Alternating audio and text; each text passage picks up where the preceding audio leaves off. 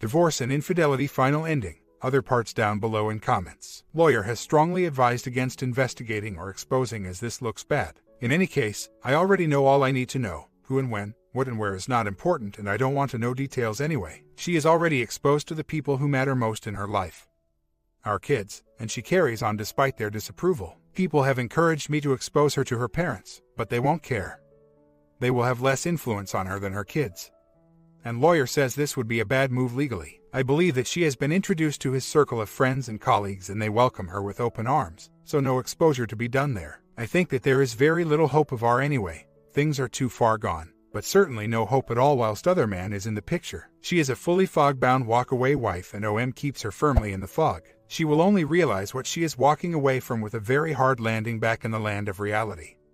And even them I'm not sure that she will fully realize. My lawyer's point is simple. Don't make yourself look like a jerk because they will turn that against you later on. What do people disagree with about that? And what am I giving up following that advice? Not much. It's all about long-term versus short-term. Lawyer's advice is designed to achieve a better outcome long-term. The advice here is mostly based around getting some short-term satisfaction of showing her. Yes, she has behaved badly. Yes, she deserves what she gets. But she'll get hers in the long run. I can't go into details of my legal case.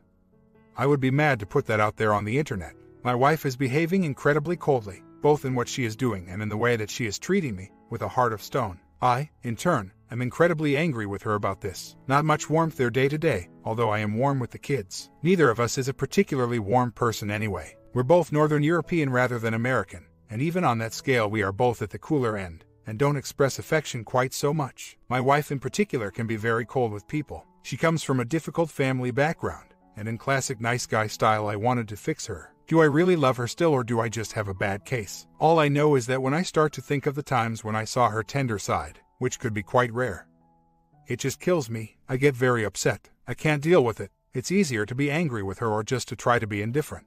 We did exchange a rare moment of tenderness a week or two ago when she sent me a text telling me that she had to go to hospital. I immediately called her and showed concern. She said that she didn't think I would care. We had a nice exchange for about 2 minutes. I was an absolute mess for the rest of the afternoon. It completely knocked me sideways. She has secured legal rights to remain in the property for the time being.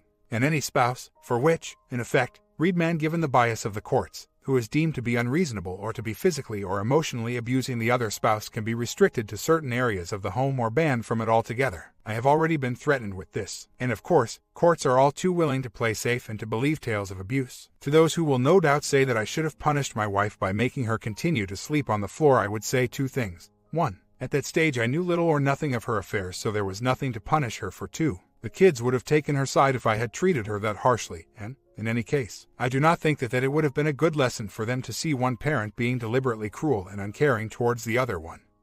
No matter what she had done, 2 months later, what hasn't changed? The situation with my walk-away wife and piece of crap OM is ongoing. She is spending more and more time with him, to the detriment of the family. I think that everyone, but her, knows that it can't possibly last. But she is still completely in the fog, still thinks that she can have it all. Meanwhile other man is showing true signs of being a piece of crap again, plain for everyone but her to see. The divorce is still proceeding, driven by her.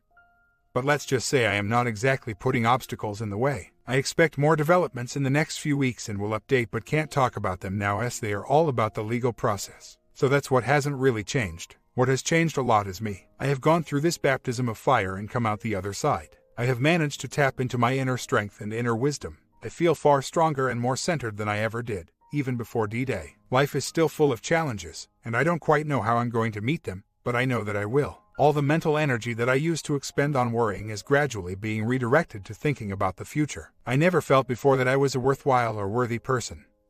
I was completely insecure. Now I have much more regard for myself. I am not out of the woods yet. Do we ever really get fully out of these woods?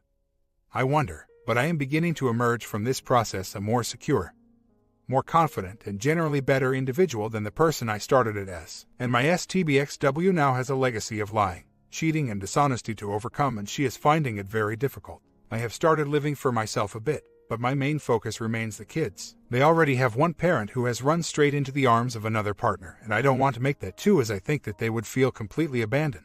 I also do not think it is right to enter into a relationship until I am fully divorced. That said, I have a nice little friendship developing with a young lady. I don't see her too often, but when we do see each other we seem to be drawn together and enjoy spending time together. I have no idea how she feels about me, but we'll see if that goes anywhere. Nothing's going to happen overnight, but something that builds slowly is good for me right now. For me, the greatest lesson of all of this, to accept that you cannot control everything. Before all of this happened, I was so busy trying to control everything or worrying about the things I couldn't control and thinking of myself as a perpetual victim of circumstances. Still going through complications as regards kids, turning into very expensive process. But I am very positive about the future. Feeling good about myself. Love TV's comment. I mean, he did escape in the end, I think, however. OP was a little bit too hopeful. At the end of the day, you can't control what your partner does really, you can only control what you can do.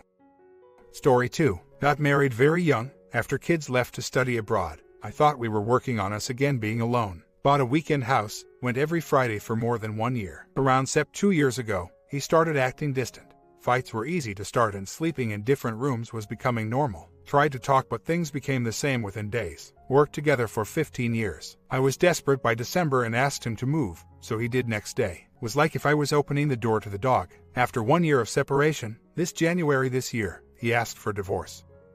It took me by surprise since we were having a good relationship.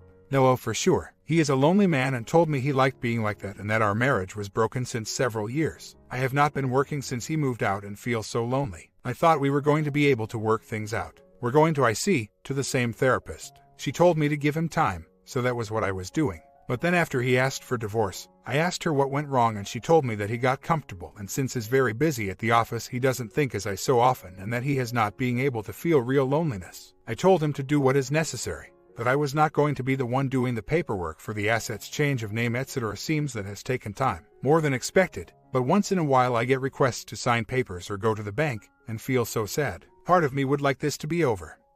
The other wants to work on our marriage, but it can't only be me. Last year we only saw each other twice. When he asked for divorce it was by phone. I asked to meet, so we did finally but his position is the same. This is broken. I tried to convince him to go out once every month to see if we could bond again, but he said no. Our kids send sometimes emails copying me and him regarding their studies or experiences. We have this communication via email copying everyone. Now I started the 180 about 10 days ago just replying to my son or daughter not copying him anymore. Besides that, no communication at all. This year would be our 25th anniversary. He sends me extra money sometimes. Last time he did was about 15 days ago.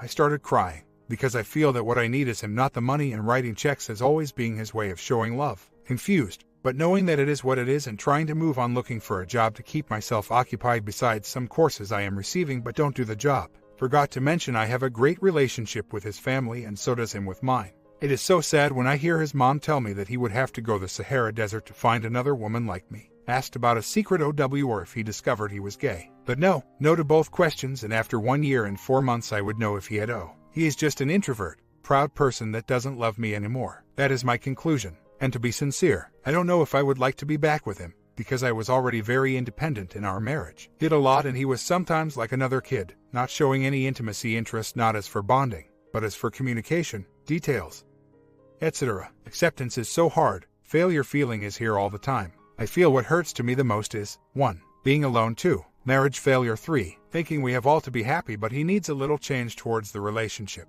which he has made clear he doesn't want anymore. 4. And accepting I can't change him. Feel lost after being a mom, wife, coworker with him. My life was my family, cooking for them, before he left making him special meals on Saturdays. It was all about the rest of people around me, not me at all. He is a very lonely, introvert person, who says love doesn't exist, and before the kids left, he said he loved nobody besides the kids. He had a childhood with his mom being very strict. He even shake when he heard the car of her getting back from work. Both his brothers and cousins we grew in the same condition are verbally abusive or sarcastic towards their wives.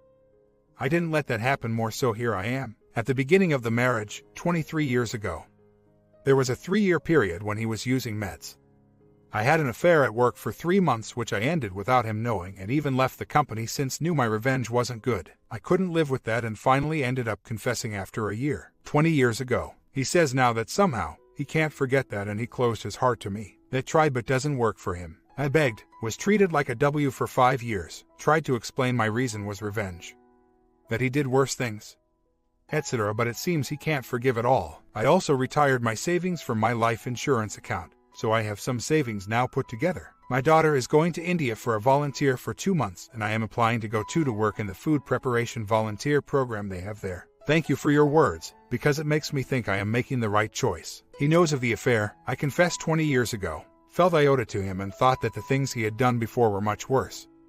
But it came out that that what I did to him was different. Yes, his drinking also led to lack of interest in bonding without alcohol in his system.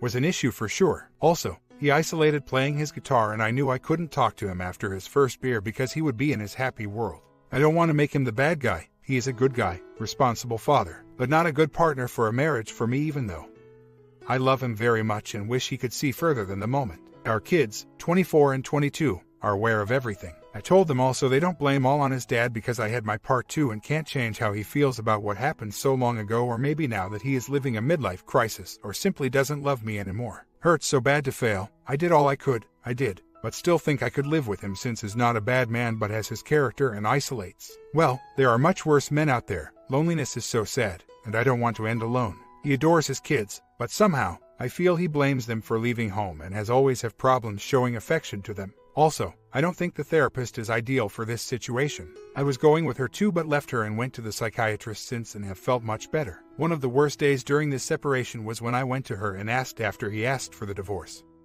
that she was sorry, that she hoped he would react but that he got accommodated and somehow told me what I know.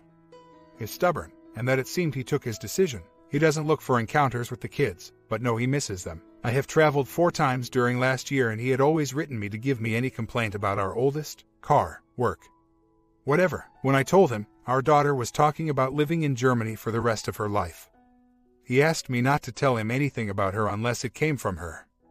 I understood that it hurt him so much. So, this time when he complained I asked him not to tell me anything if I could do nothing from there. I am going to India, to do what I like and also to have me time, meditating, etc. looking for options to get through this as I feel I have no vote. Mom has talked to him. She calls me almost every week. I feel bad because she wants me to go and have lunch or meet with the family, which I have done, but I know his family is the only group he relates to once in a week if not every 15 days, so would not like to invade his space. Woke up feeling better today. Went for my daily walk and to renew my passport. Took all morning. Ticket is ready for India. Got my pick for the visa. Was busy. This is what I need to keep on doing so I don't waste time thinking of the ifs and whys with no certain answer for sure. Tomorrow will go for my visa and my cooking class in the afternoon. Planning each day ahead and letting H keep on busy with his work and moving if he wants the D.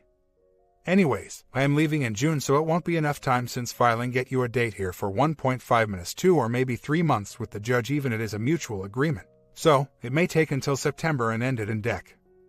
By then we will be 2 years separated. Can't believe it, but I need to focus on me and let him discover himself too. Got married really young and perhaps this is what is meant to happen as much as it hurts. Half a year later, finally, it came today. Had been receiving drafts of the document more than twice so I just went through it and signed. Our ages were wrong. Hope attorney can fix that. To be honest, I feel a relief. It is happening and there is no turn back. Sad to know we could have done it years back, but this is the moment and I am ready for it. Now, hopefully attorney will amend the ages and deliver it to the judge. Waiting now for the hearing, which here is just to go and sign to agree. Hopefully it will take no more than 2 months. My mind is set as divorced almost a year ago. Only thing I feel sorry about myself is that I don't have any interest in starting a new relationship, even with my STBXH, and don't want to end up alone. Time will tell. Update. This morning had a breakfast with 2 of his cousins at 8:30. I was early and in the way it was the office. Didn't see his car so stopped to drop off the signed papers to the secretary. To my surprise, he was there. I could lie, but I won't. Didn't put too much attention to him. Said hi politely and hugged, kissed my sister who was with him.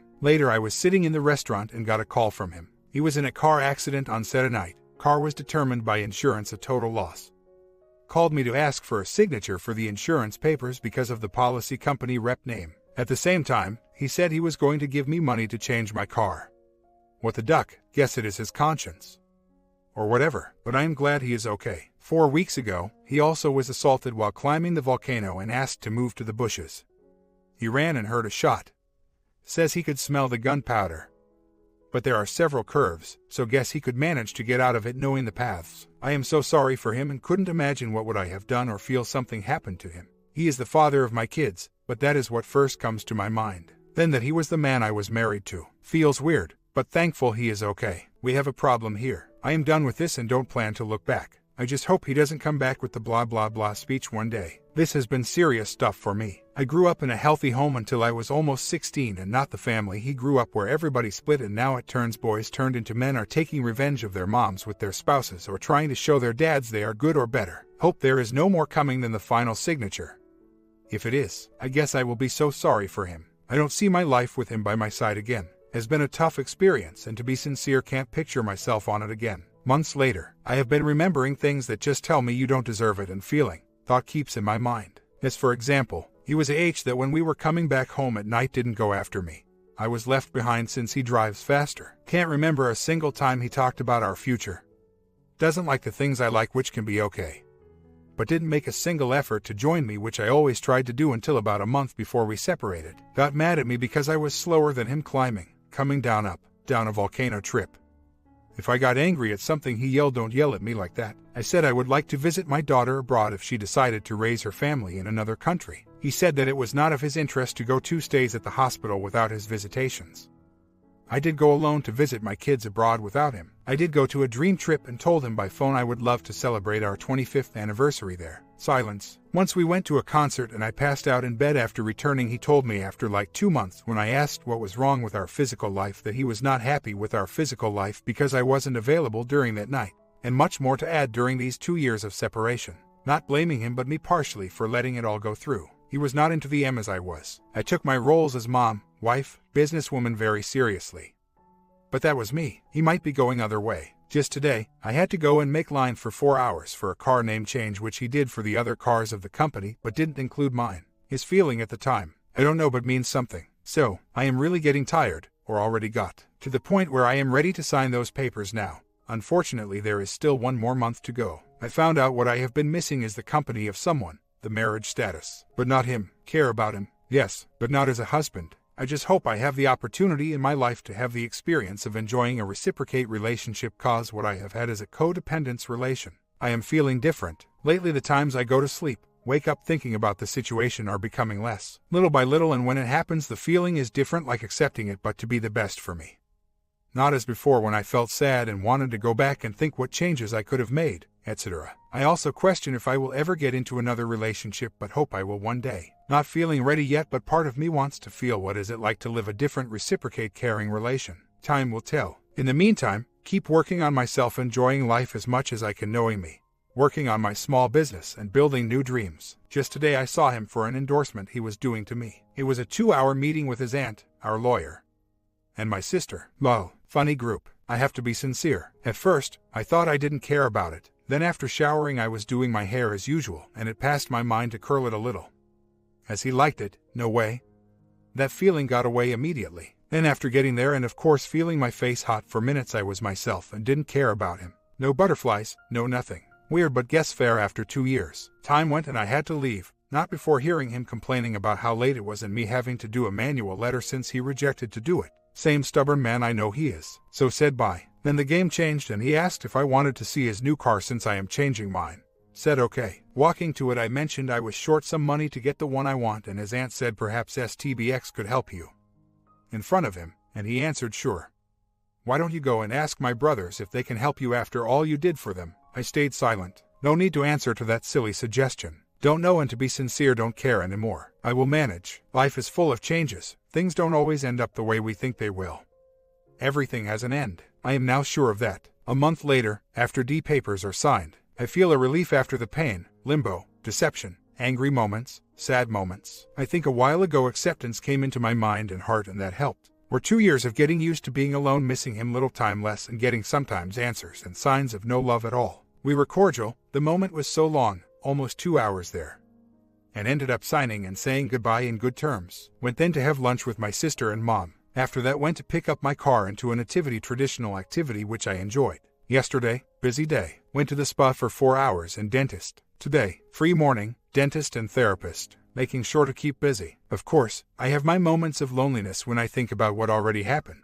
But after being so anxious for the moment to come and end the chapter, feel better than I expected. Don't know if it will hit one of these days, but guess we'll be okay to perhaps cry, yell, or let it be. Finally, over. Almost 2 years later, he wants to take alimony away. Got over my divorce. It's incredible how time can heal, and now when I look back, I can't believe how 23 years went by without realizing marriage was broken way before. Life goes on, and I like mine. But since last February when I got a call from my ex to tell me he was in a relationship, it has been a headache. Kids are 26 and 24, so the alimony I peacefully and legally got was just for me. He says he is almost broken and doesn't feel it is okay to work to feed me. I don't like getting the money with that attitude, so plan to finish my school year in November and look for a job to get prepared and study on series. Don't want to leave my career.